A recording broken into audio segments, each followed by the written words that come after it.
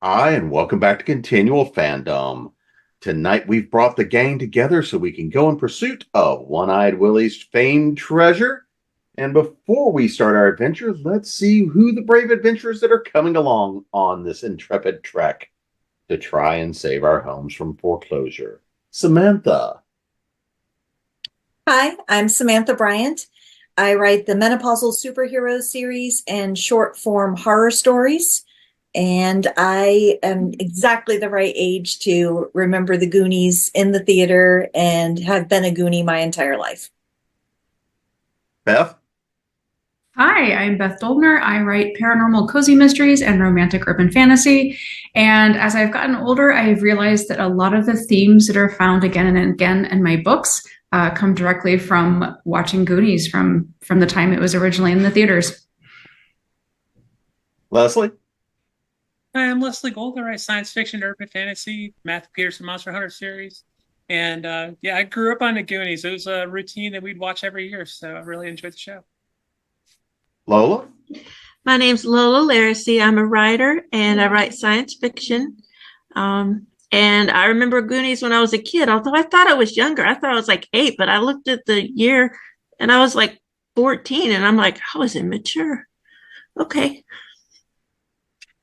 Still are. It's okay. Bishop. The rest of us are too. It's all right. I'm Bishop O'Connell, author of the American Fairy Tale series and the Two Gun Witch alternate histories books.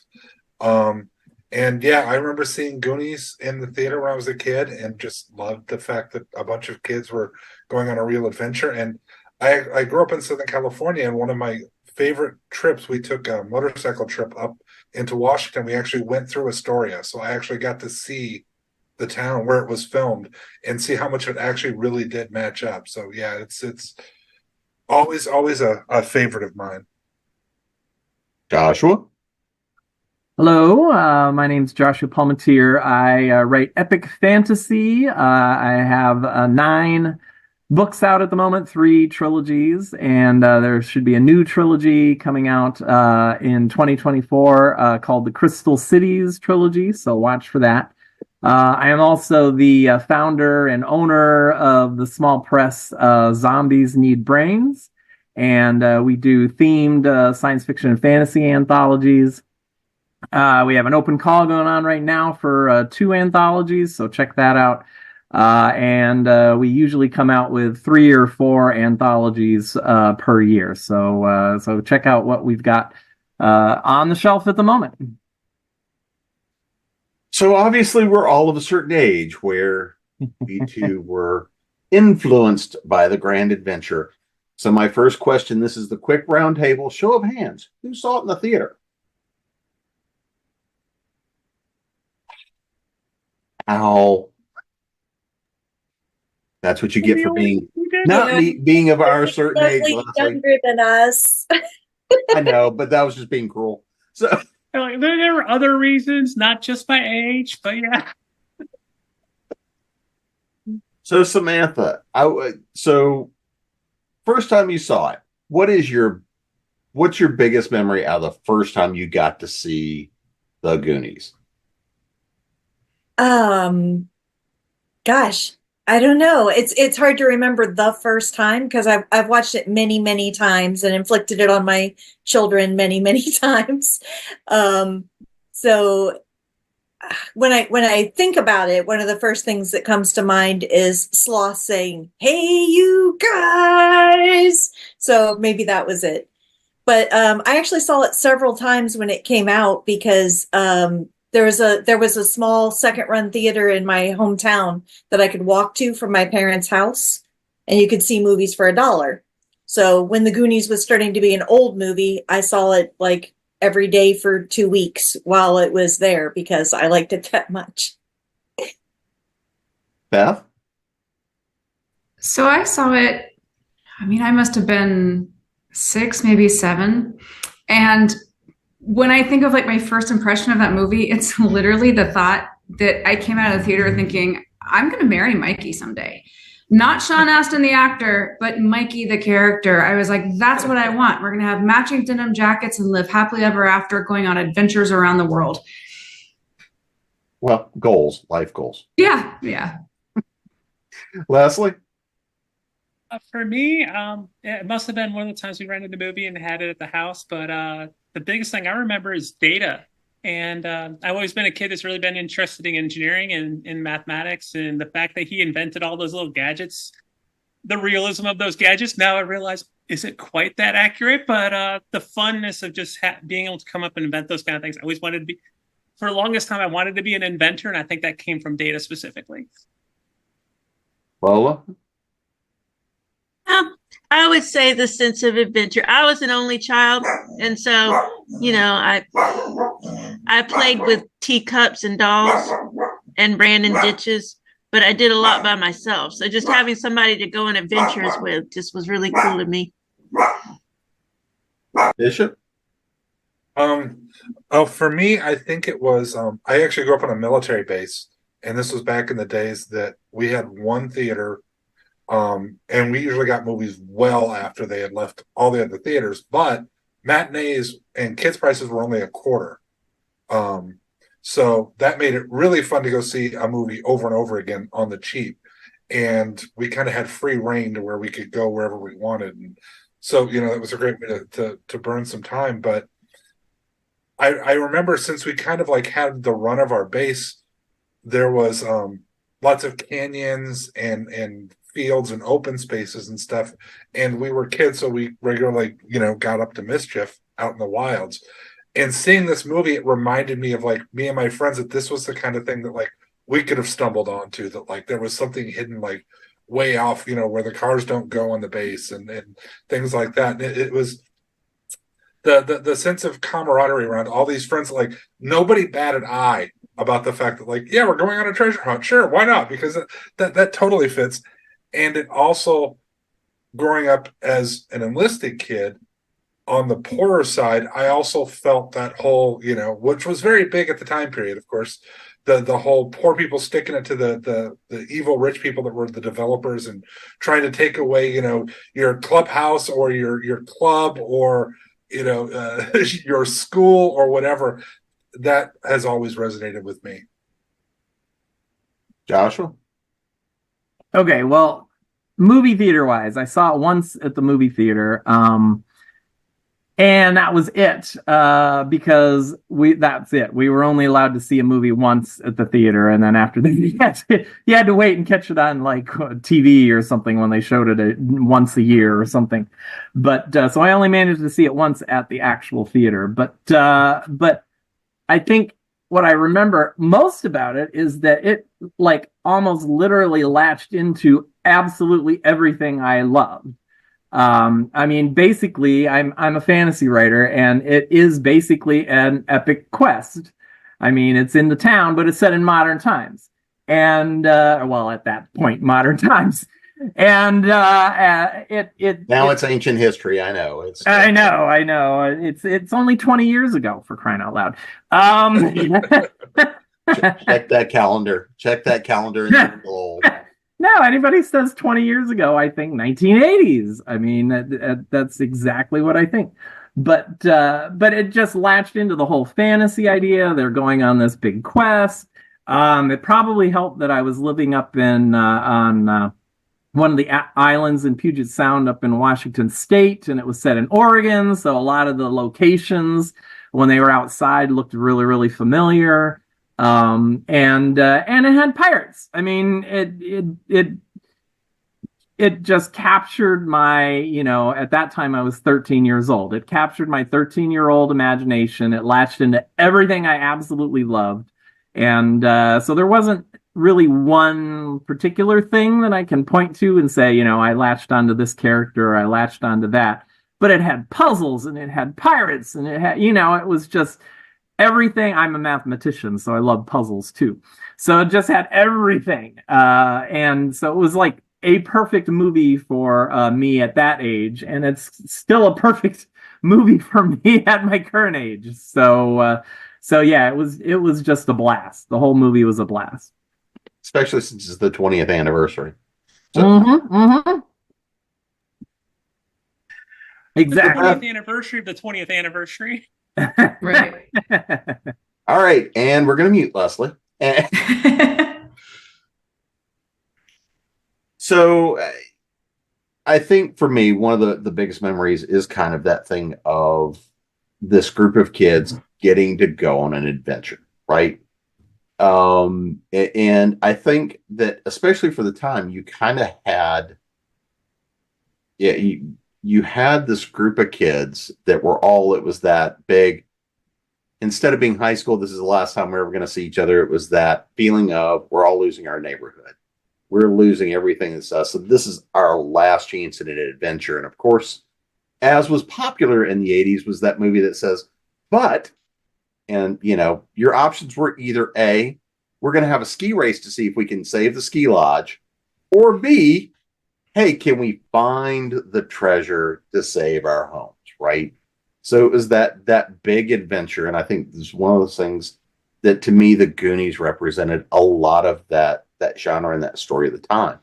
And the reason I think that today it's one of the ones that still really resonates with us is because you had a bunch of kids that were having a blast while doing this, or at least it looked like it, right? So Beth, from kind of your memory, you know, who's your character? We know you've kind of already gone down who you're going to marry. Yeah. But what is it that really still pulls you to the character?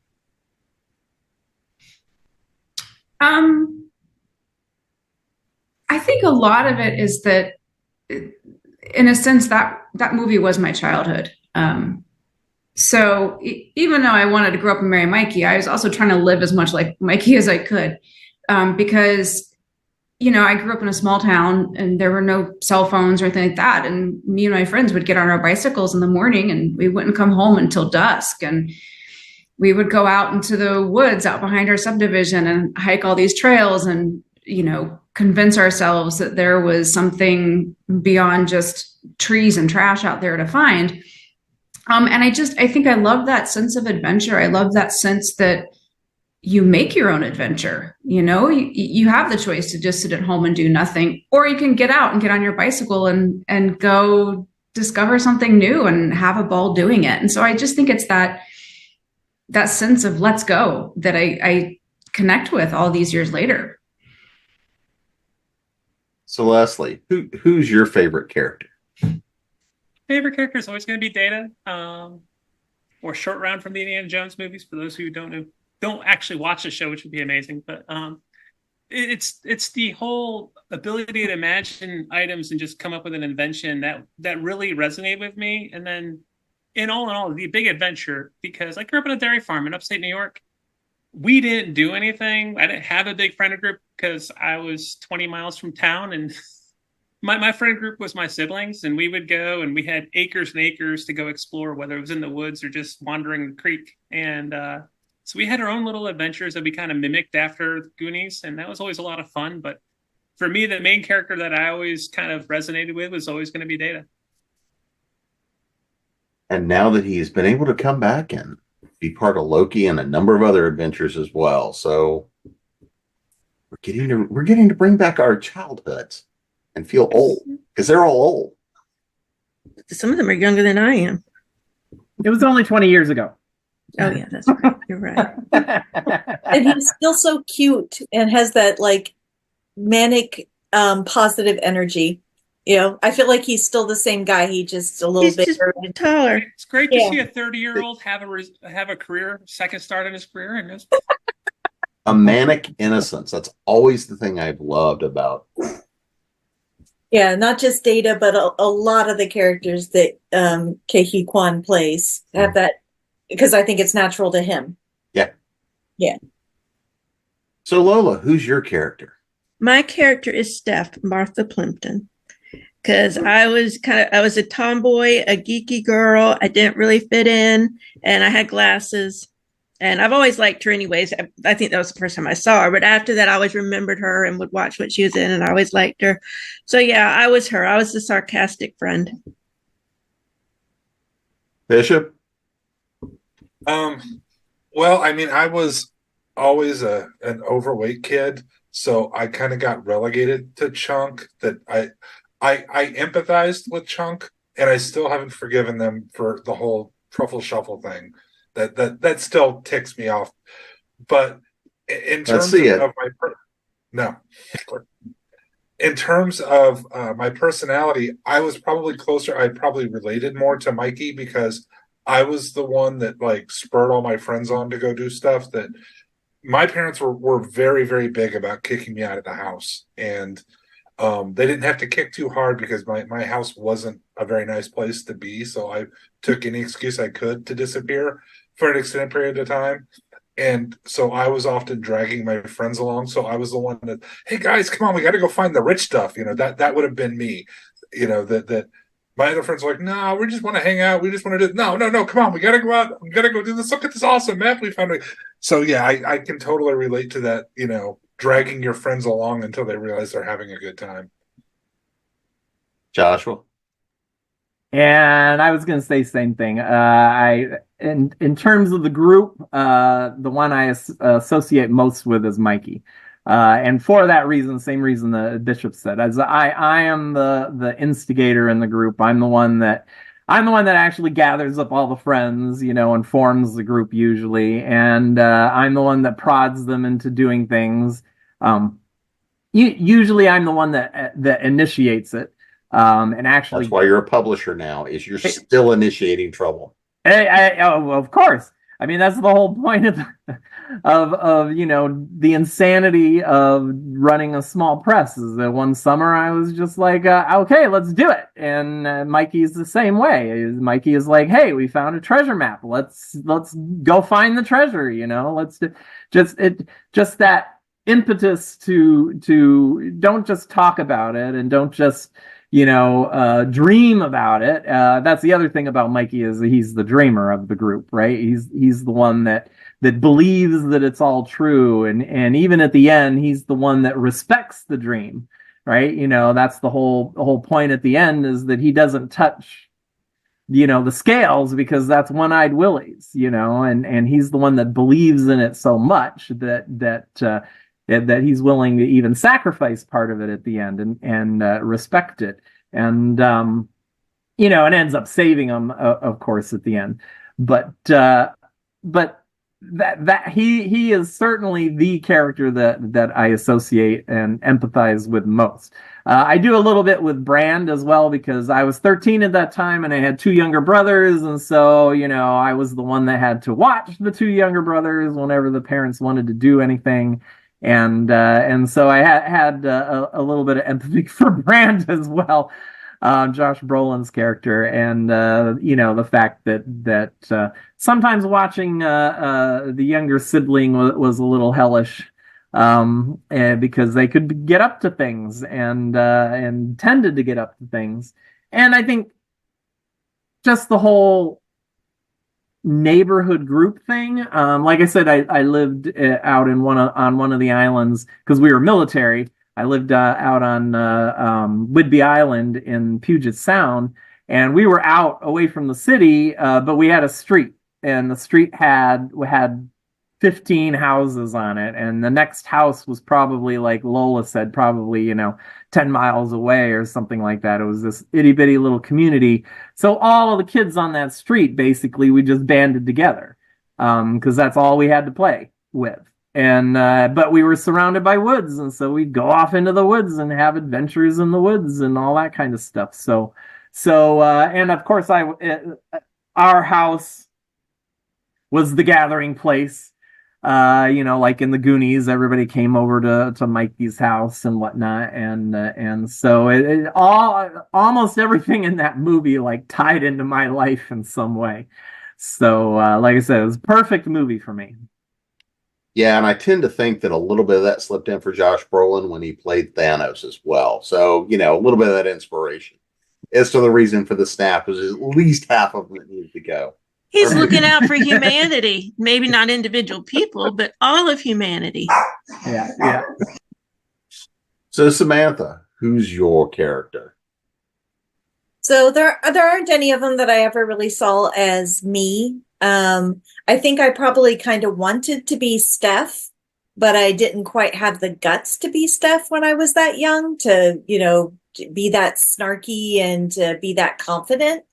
I was probably actually more like Andy, but I think Andy's boring. So she's not the most interesting part of the movie at all. When I go back and I actually saw it again kind of recently on the big screen because there's a retro film series near me that I go to all the time, and I made my kids go with me to see the Goonies. And I was actually really struck by Anne Ramsey's what's her name, Mama. Mama Fratelli. What are the bad guys' last names? Fratelli. We're going there Fratelli. next. Yes, Mama Fratelli. She's just so much fun in that role, and like she's obviously she's supposed to be evil, but she also loves her boys, and you get this feeling that the actress was fighting cracking up the entire time that she was making the film. And well, she loved one of her boys. Yeah.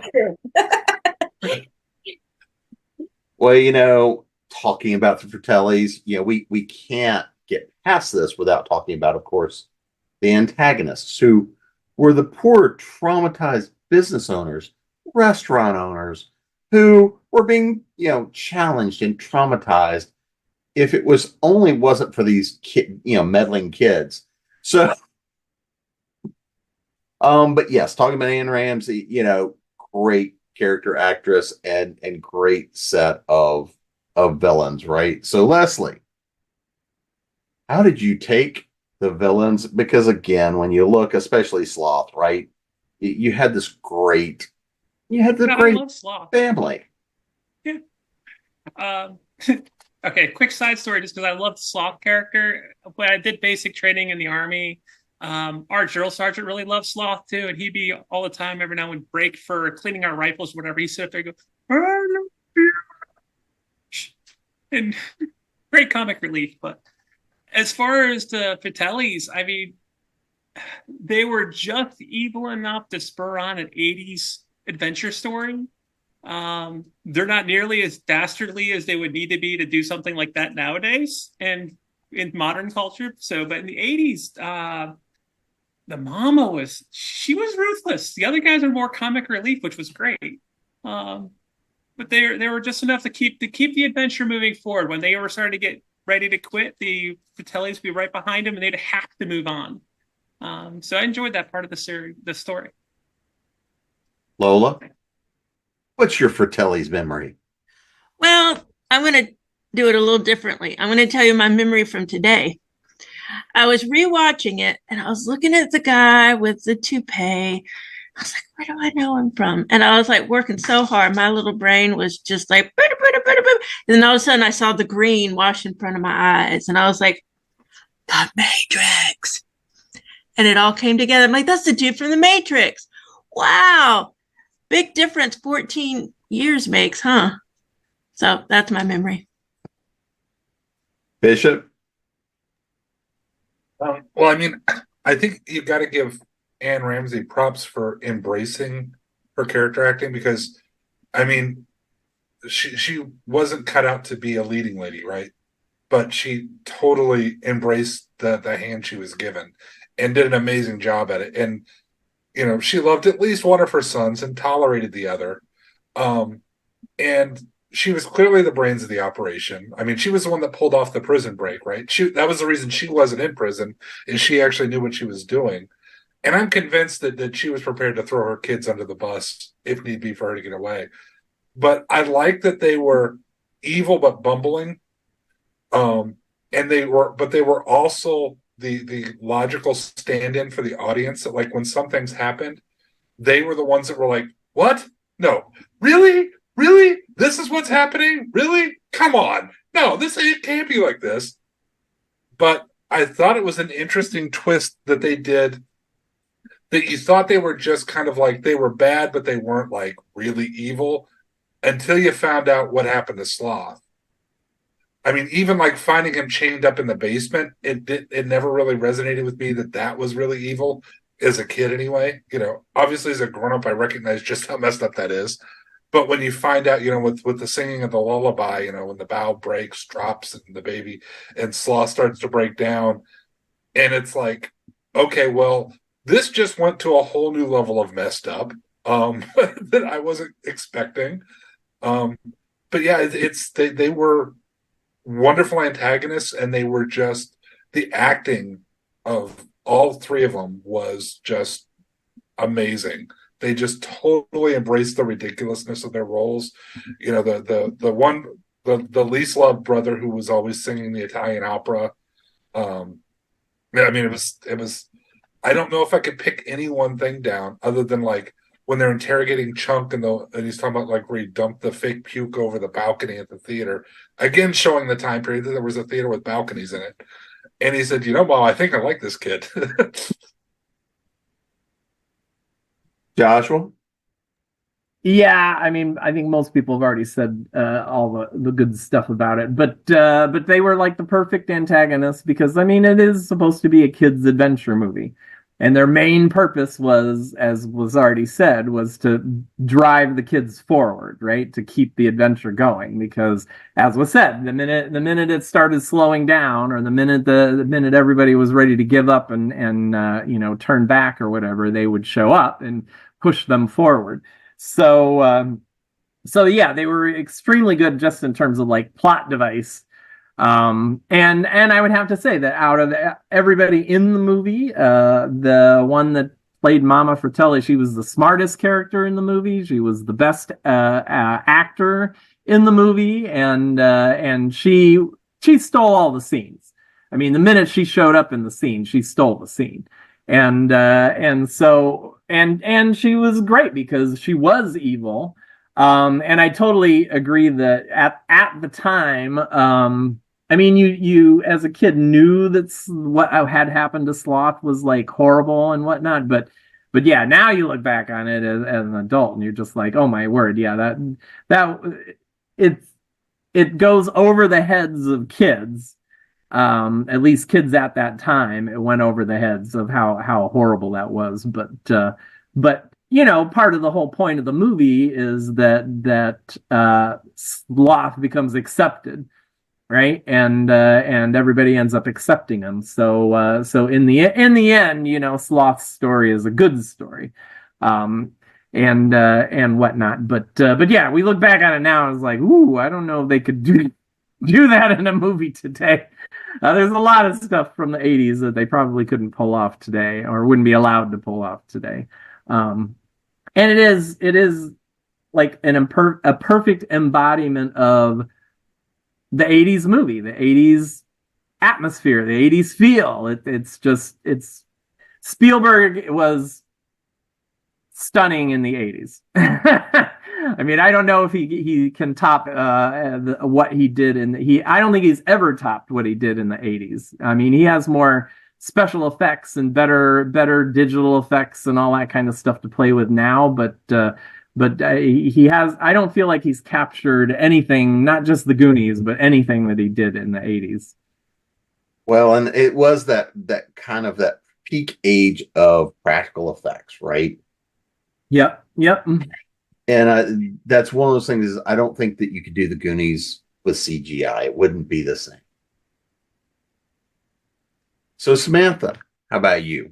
What's your favorite part with our poor Mama Fratelli? So I guess I kind of started this by bringing her up, but when I look at that, when I watched the movie the first time, I didn't really recognize those characters as like references to anything else, I guess, because I was young and stupid. But I look at them now and I'm like, oh, I know this Mama Gang Boss character. She's been in lots of things, all kinds of old movies, like stuff with Jimmy Cagney and all that kind of stuff, and the Beagle Boys from DuckTales and everything. And there's the certain vibe that group of characters always has with the sibling rivalry, who's going to be mom's favorite. And mom is always way smarter and more capable than any of her boys, which tells you that maybe she's not that great a mom because she didn't do that great a job raising any of her boys to be capable human beings on their own. And there's always gruff affection in there. And I really love the way all of that interplays. Like every time I see that type again, I enjoy it.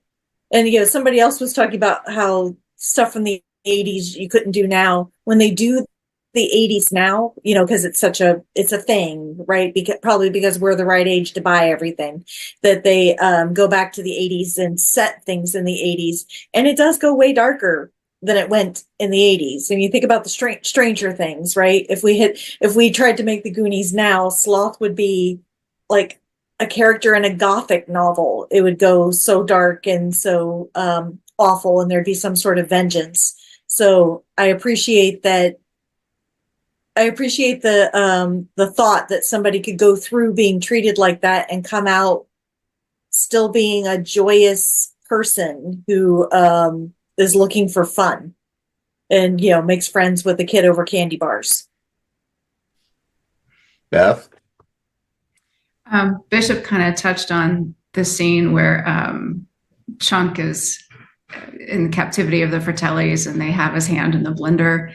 That is one of my favorite all-time movie scenes, because no matter how bad of a day I am having, I will just laugh out loud every time I see that scene. And as hilarious as Chunk is in that scene does not work without the Fratellis there to react to the stories that he is telling. And I think it's so funny that they're supposed to be menacing, they're threatening him, but they're laughing at him at the same time. And it's like, you kind of know in that moment that Chunk has won the battle without even trying to. And it's just the way those characters play off each other is just such a fabulous scene. And I think it kind of reflects what I appreciate about the way the Fratellis were written, is that they're that right blend of menacing and funny. And I think that's a hard balance to get. And I think the writers and the actors both did a good job of finding that balance. So one of my favorite parts of the Goonies, I remember even as a kid, was just the nature of going after pirate's treasure, right? That's if nothing else, we all wanted to go find that pirate's treasure. And of course, since it's Disney, I still have this thought in the back of my head, maybe that's the Black Pearl, really. And Johnny Depp wound up being the old, One-Eyed Willie really was Johnny Depp, Jack Sparrow sitting there. But with that idea of, Are you working on writing the tie-in? Shh. I got to get back to work after the pen. So at the very least. Yeah.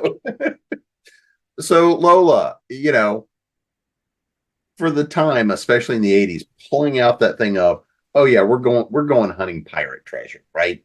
I remember there used to be a seafood place we would go to that had kind of the mock pirate treasure map on it. I would always think about the Goonies when we would go there. So what did you think just about going on the big pirate treasure hunt? Because that was the big MacGuffin to get down to the end. Could anything else have worked as well? No, you picked the right girl. I'm from Savannah. And of course, there's a restaurant there called the Pirate House. And I used to love going there as a kid because I actually thought I was on a ship, though I wasn't. It was a building. But when I was really little, I thought I was on a ship.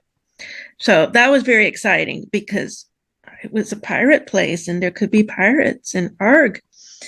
And of course, I'm not too far from St. Augustine. I live in Jacksonville now.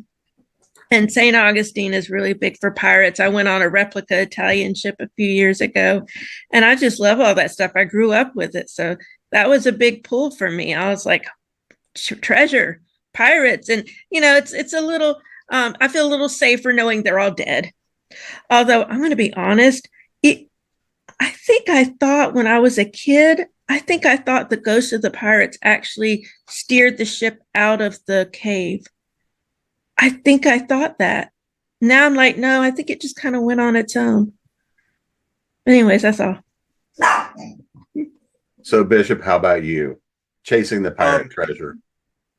Well, I mean, I grew up in Southern California, so pirates weren't really a big thing in like our everyday life. For me, the beach was more about, surfing and bodyboarding and just a fun day at the beach.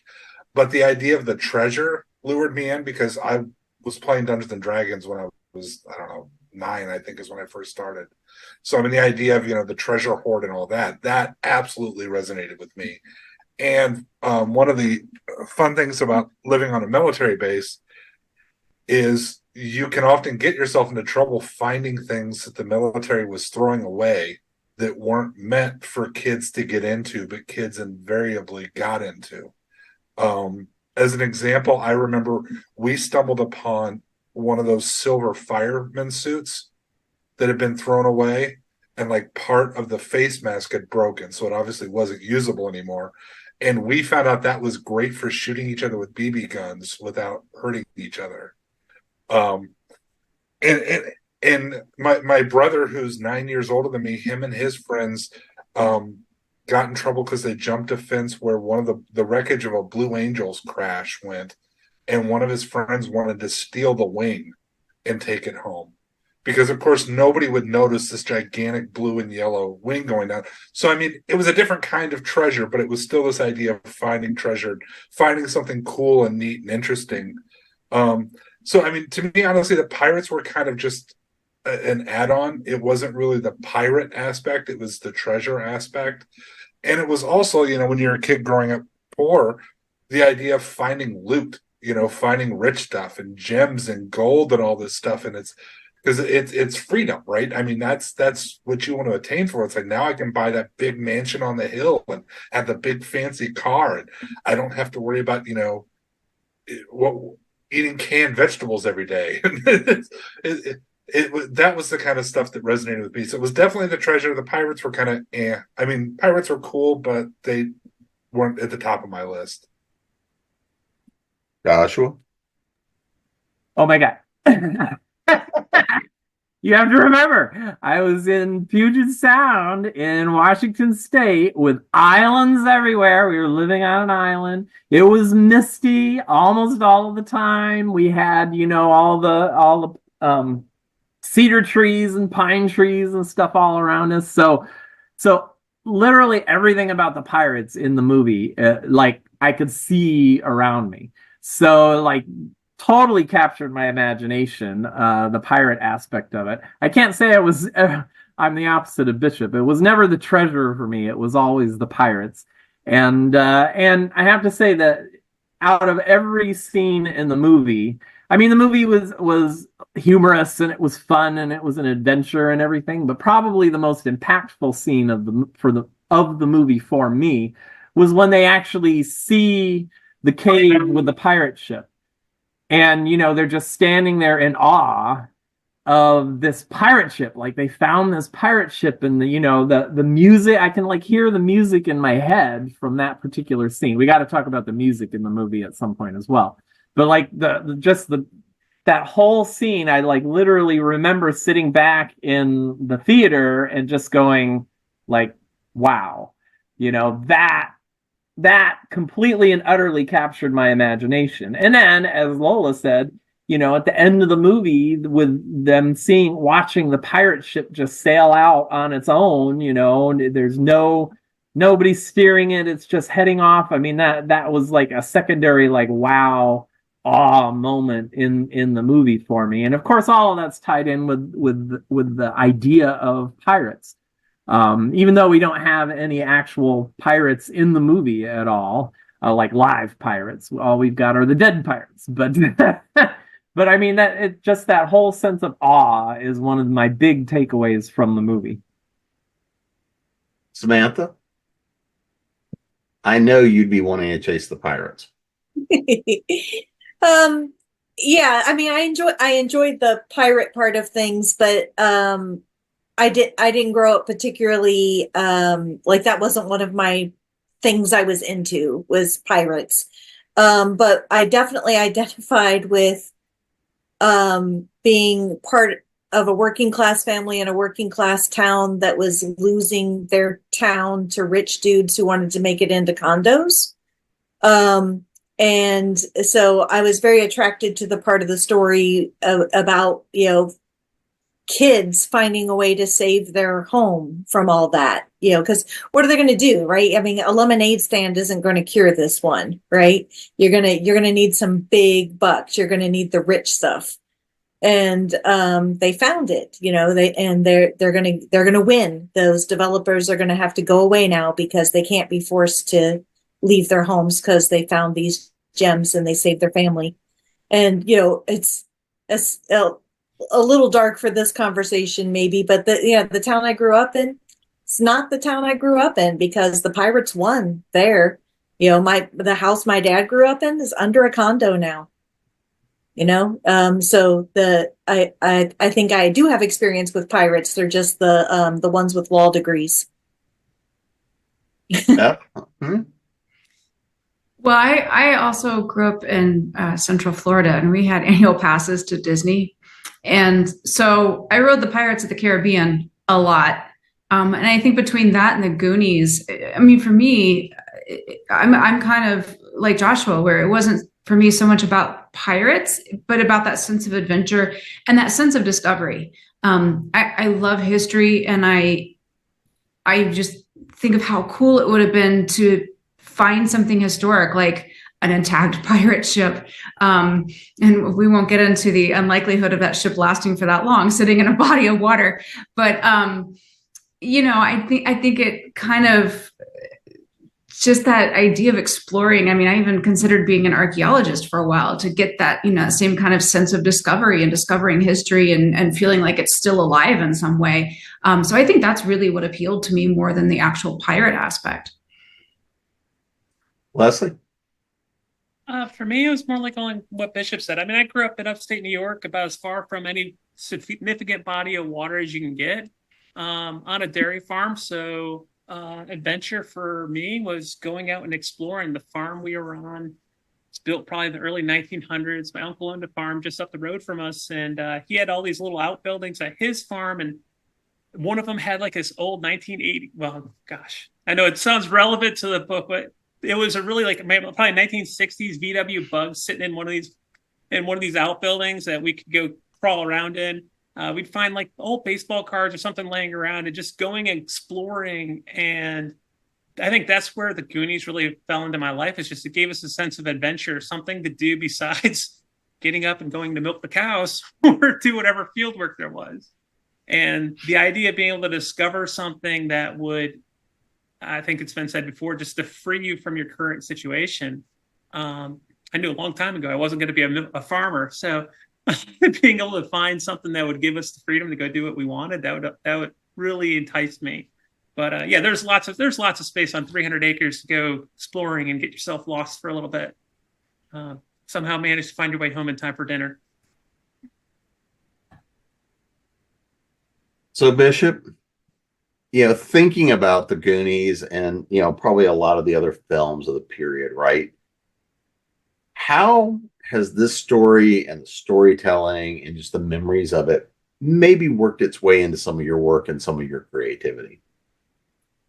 I definitely think the whole class struggle has definitely lingered in my books and my stories. I very much have always been a big fan of the underdog, and the scrappy long shot pulling it through at the end. And I also like that the Goonies, the end of Goonies was a bittersweet ending. It wasn't a happy ending. It was bittersweet, right? They had gotten the snot beat out of them along the way. They didn't die, but there were some close calls in there where they really could have, right? And I mean, again, it's played for the laughs of the time, like with Data with the pinches of power, saving him from the spikes, or the bone organ where pieces of the floor were falling away. And at the end they thought they had failed, only to bring it in at the end because of the marble bag. That has always resonated with me, and that you get your happy ending, but there's a cost to it, I guess, is, we got here, but we're not the same person we were at the beginning of the adventure as we are at the end of the adventure. And it's not always total growth. I mean, it's things like, Andy kissing Mikey by mistake, in the darkness. As big a deal as that was for him, that's something that's probably going to kind of like haunt her, and she would be incredibly embarrassed if that ever got out. But it's yeah, it's the underdog and the bittersweet, I think, is really what resonated with me, and the empowerment of kids, that like, if you give kids a chance, even younger kids, they're amazing with what they can come up with. Terrifying, but also amazing. Joshua? I don't know. I wouldn't be able to pin it down except for the whole idea of, the fantasy epic quest adventure. I mean, obviously that has always stuck with me. But I wouldn't say that Goonies like inspired that in me, because I was always that way before Goonies came along. So that was always what interested me. And I can't even say, like the humor and everything, because I don't really write humorous fantasy at all. So that never got incorporated into it. But and I've never written about pirates, and I've never written, I guess you could say there's a little bit of the class struggle in there, because most of my characters are not upper class. Most of my characters are the lower class struggling. But I can't say I honestly, think of it that way, or in any sense. It's just that's the class that I associate with the best. So that's probably why they're the characters that I write about. But so I don't know. I can't say. I thought about it the whole time Bishop was talking, and I'm like, I can't draw any parallels between what happens in the Goonies with the stuff that I actually end up writing, except for the whole adventure quest, fantasy idea. Samantha? So I think in my heart that one of the dichotomies of people I believe in is greasers and socias, which could arguably also be Goonies and developers. And I think that keeps coming around. Like, I haven't written anybody with significant financial wherewithal that was an all good person so far. So I think I have a distrust in here. It must be one of my issues. And whether that comes from things like the Goonies or that already being in me is why I liked things like the Goonies, I don't know. You'd have to ask my mom. But I do think, so far as influencing my writing, I can see that whole idea of a tight-knit group of people who aren't related, that whole kind of found family ensemble, and the way people take care of each other. And that's something that I definitely have pursued in my writing. And again, it's like, I don't know, do I do that because I like the Goonies, or do I like the Goonies because I do that? I don't know. Beth? I'm going to echo Samantha a little bit, because found family is a really important theme in all of my books. And my main characters always wind up with this very tight-knit group of people that, have her back no matter what. And what I really love about these groups that I build, and I see this a lot with the kids from the Goonies, is they're people that don't fit in with the outside world for one reason or another. They feel like outcasts. And yet when they find each other, it fits, and they do fit in, and they do have a home.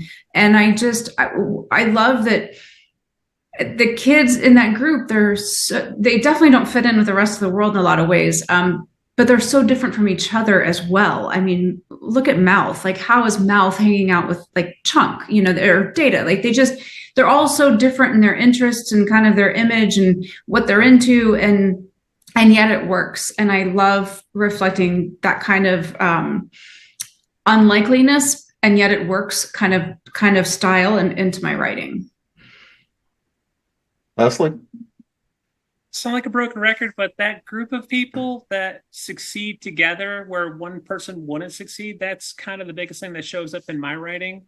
Probably that, and then the playful banter between people. They're so tight-knit and they know each other so well that they can kind of like dish out the insults off the cuff, and they cut but not cut too deeply, because everybody knows, hey, you still love me in the end, but damn, that's something you probably shouldn't have done. So that shows up quite a bit in my writing. But I grew up in a large family. I've got 6 siblings altogether, and a lot of that, me and my siblings operate the same way a lot of the group the Goonies did, and that playful banter, that just looking out for each other. But at the same point, it's kind of like, this is my group of people. Nobody else can pick on these people. Like when they go against, like when they insult Troy, and Andy goes and says that no, she's a Goonie now, and Troy spits it back like it's an insult, but Andy's and the rest of the group are like, yeah, you're one of us now. You're good.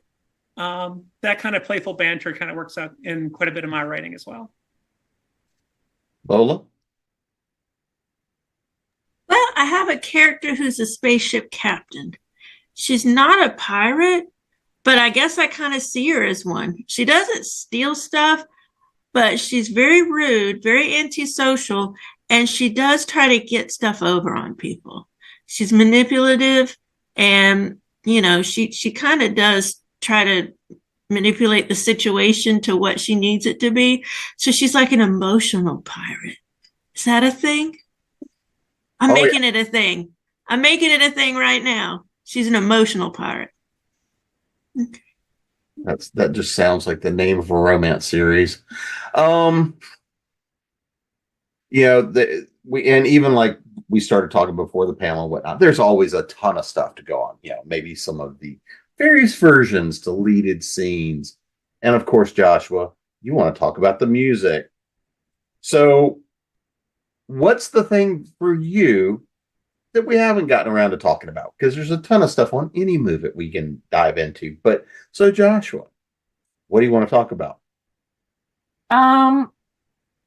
Well, I guess there would be 2 things. The first is the music, because I thought the music was spectacular. I bought the vinyl and I played it on my record player at the time over and over and over and over again. Like Cyndi Lauper's song for it is like spectacular. I still every now and then like go and like just pick that song out and play it. Cyndi Lauper's Goonies, Good Enough song and whatnot. So, and then like I said, the music really, in my opinion, really contributed to the atmosphere of the movie itself. Like I said, probably the most impactful one is when they actually discover the ship and get the ship. And so the music is one of them, and the other thing is. I mean, we were raving about the movie, but the movie isn't perfect. So there are like some like bloopers and there's a couple like plot holes in the movie as well. So I guess I'd like to talk about that a little bit. Like the one point when we talked about the bone organ and whatnot, and I was a piano player. And so I took like 15 years of piano lessons.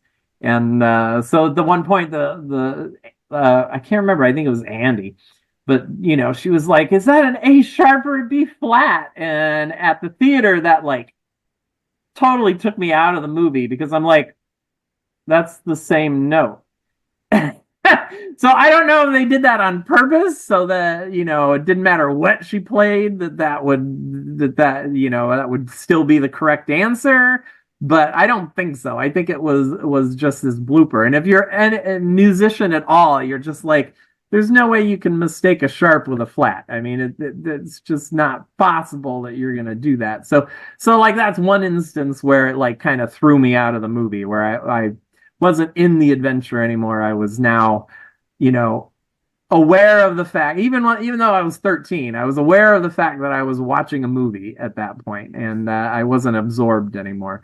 So those 2 things. I mean, people probably don't have a lot to say about the movie or about the music for the movie, but they might have a lot to say about some of the scenes and the bloopers and all that kind of stuff. So I can't deleted scenes as well. I can't believe you could possibly find a plot hole in an 80s movie. That is near an impossibility. They're so well structured. Let me interject. At the very end, she says, can I have piano lessons? Yeah. So it is possible that she just didn't know the difference, even though there is no difference. That was the teenage way of flirting.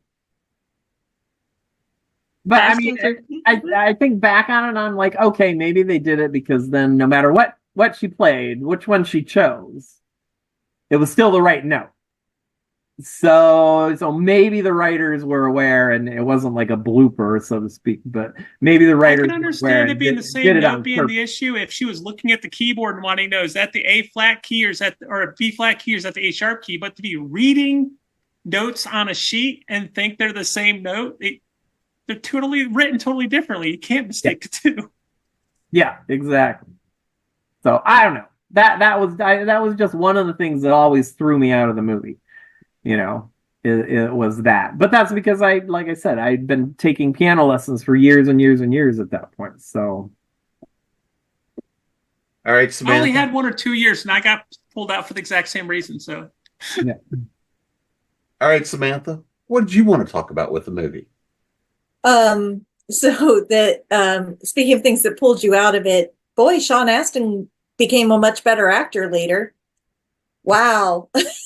When I most recently rewatched it, there was so much of it I was like, wow. I mean, children can be good actors. Sean Astin was not. Oh, it was bad.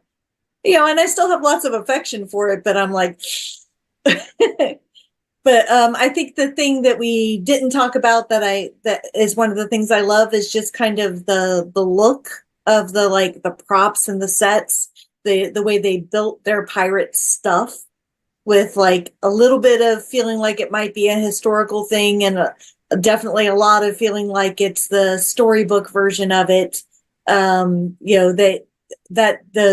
way the pirate ship itself looked and the way the map looked were part of what drew me in and sold me on it. And when I think about the film, I always think about that. Well, let's be honest. The trip probably prepared Sean Astin to, become a hobbit. So, all right, Beth, what have we not touched on you wanted to hit on? I think what's interesting is what a time capsule that movie is, especially in terms of the freedom and the roaming that the kids had. Because I don't know how old you guys are, but I think for me, I was probably part of that last generation that came up before cell phones. We never wore bicycle helmets and our parents just let us go. They didn't know where we were. They just trusted that we weren't getting into too terrible of trouble. And if we did get into any kind of trouble, we had to take care of ourselves. Somebody fell out of a tree or ran into a cactus or the many, many things that would happen on our adventures. And I think that there's probably a lot of younger people coming up today that just can't relate to that kind of upbringing, who don't have that sort of freedom or that sort of sense of independence and just, if there's a problem, you find a way to solve it. And, you're kind of on your own. And I understand parents wanting to have more control over their kids and wanting to know where they are and know they're safe. But at the same time, I'm so, so grateful that I got to grow up in that kind of atmosphere where we did have that kind of freedom and independence. And I think the Goonies is such a great example of the kind of lives we grew up with and that kind of freedom. Again, I never found a pirate ship, but we rode our bikes for miles and miles and hiked around. And if there was an old abandoned building, we were exploring it. And I just feel like it's such a great representation of my childhood. Leslie? With everybody else so far, it is a great time capsule. I still remember when my grandmother used to come up to watch us while my parents worked on the farm, and her way of watching us was for her to be in the kitchen where she couldn't see out a window and tell us to get out of the house. That was the way we were watched as kids, and it kind of resembles everything else you see in the Goonies, where they jump on bikes and they go for this long adventure ride. The other thing I was thinking about is thinking of this panel coming up was, could the movie be remade now? And I don't think it could be. It's got the old 80s plot devices to it that, they string a plot together, but there's really nothing coherent about this whole storytelling. It's a fun adventure without any real justification for it. And even Disney's tried to do a handful of kid adventure / treasure hunting kind of movies, like Finding Ohana and Escape the Witch Mountain, I think it's called, or Race to Witch Mountain. And they just don't resonate the same way the Goonies did, because I just don't think you can I don't think you reduplicate most any 80s movie in 2023 and still be able to succeed at it. So, Yeah, especially considering Race to Witch Mountain was a bad remake. very true. And in Sean Astin's defense, it was his debut movie. And he was Period. and he was cute as heck. But oh my He was goodness. so little. Yeah. and when you have John Astin to teach you to act. And Patty Duke. And Patty Duke. I mean, so Lola, for you, what have we not touched on? So, like I said earlier, I did a deep dive in Wikipedia for the actors and stuff, and I've learned a lot. First of all, I thought Sean Astin was younger in that because he's little, but he was really 14.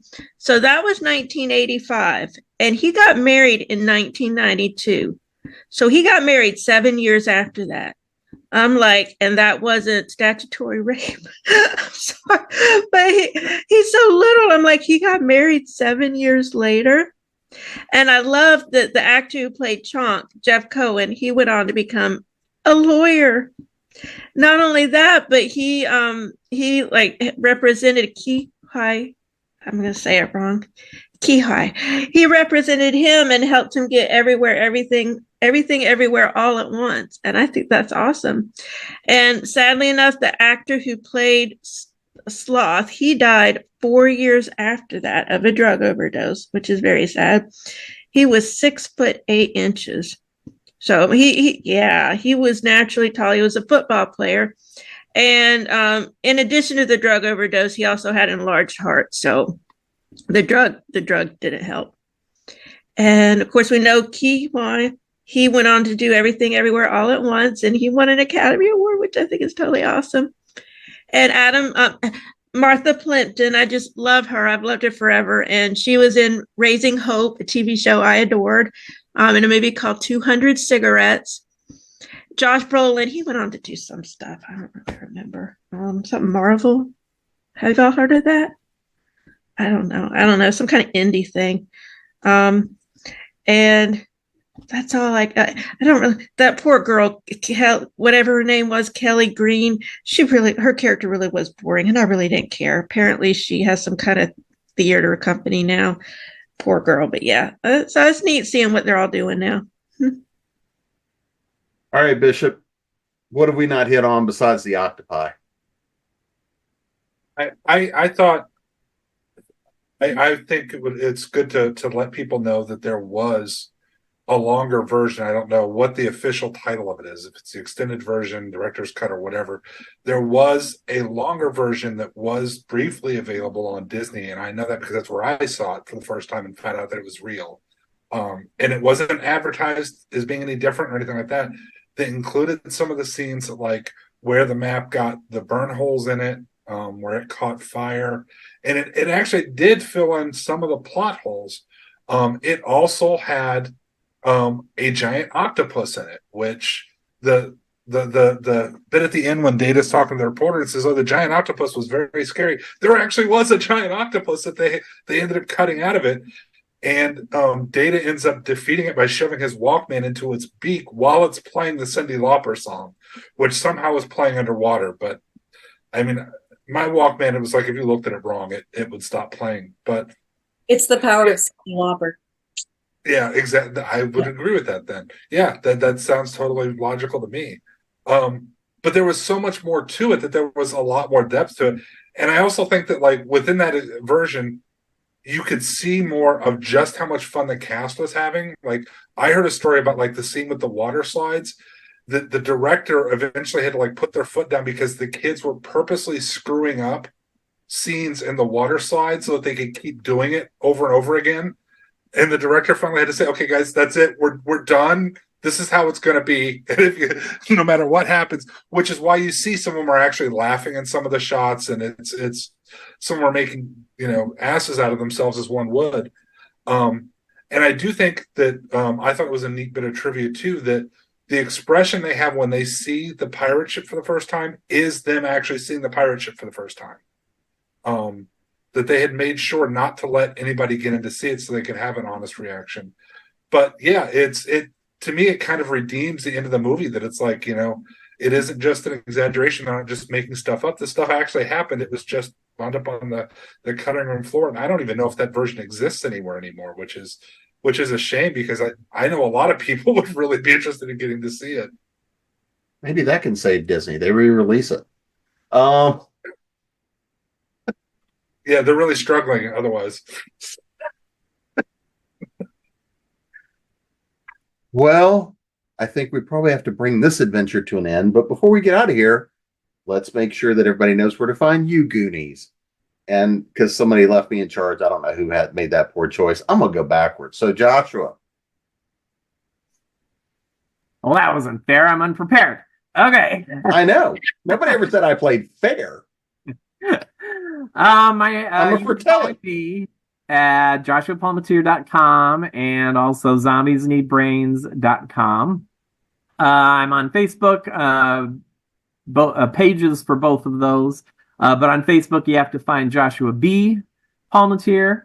I am on X as well as Zombies Need Brains. So it's Ben Tate Author on X because I had a pseudonym briefly. And Zombies is ZNBLLC. Probably more importantly, for continued writing and Zombies Need Brain activity is find us on Patreon.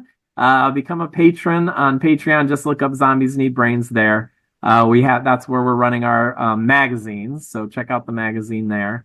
And then I'm also now on Blue Sky as well. So just look up Joshua Palmatier on Blue Sky. Bishop? Bishop O'Connell, you can find me at my website, aquietpint.com, because there are a whole bunch of high schools named Bishop O'Connell that beat me to all the domains. And you can find the links to all my other socials on there. The one thing to look for is Two Gun Witch is now available in audiobook, and it is actually on sale right now till the end of the year. And there is also a Christmas-themed novella from my American fairy tale series called The Greatest Gift of All that was panned for being way too social justice warrior. So if that's your vibe, you should probably pick it up. And it's only 99 cents as a novella on Amazon. But all that you can find on my website, just aquietpint.com, all one word. Lola? My name's Lola Lariscy, and my website is lolalaricy.com. I'm also on Facebook and Medium, though I forget about that. I also forget about Twitch. I'm on Blue Sky, but I forget about that. The only thing I actually remember is Facebook, and I quit X because some ogre asshole bought it. Anyways, so yeah, you can find me there. Leslie? Yeah, you can find me as LR Gould Writes on Facebook and on Instagram. You can find the stuff I've written mostly with Falstaff books, but the most recent thing I've written was a short story in Lofty Mountains, a sapphic romance with a science fiction or fantasy twist from Space Wizard. And that's also available. All these books are available on Amazon. So, Beth? I forgot to mention that my current series, which is the Nightmare Arizona Paranormal Cozy Mysteries, has a pirate in it. He's a vampire pirate, but a pirate nonetheless. You can find me online at bethdolgner.com. I'm also on Facebook as Beth Dolgner Author. If my last name is too hard to spell for you, you can also just go to nightmareaz.com. Samantha? So hello again, I'm Samantha Bryant, and you can find me at samanthabryant.com, or if you Google me, just put Samantha Bryant author so you get me instead of the actress. I am far less likely to wear a ball gown. And on most social media, I'm Samantha B. Writer, just the letter B there in the middle. And I've had the pleasure of trying to round up this herd of miscreants, troublemakers, lost souls. And you can find me at jamespnettles.com, authoressentialsworkshops.com, speculative-fiction-academy.com, creatingprose.com, and of course here at ConTinual. Never say die.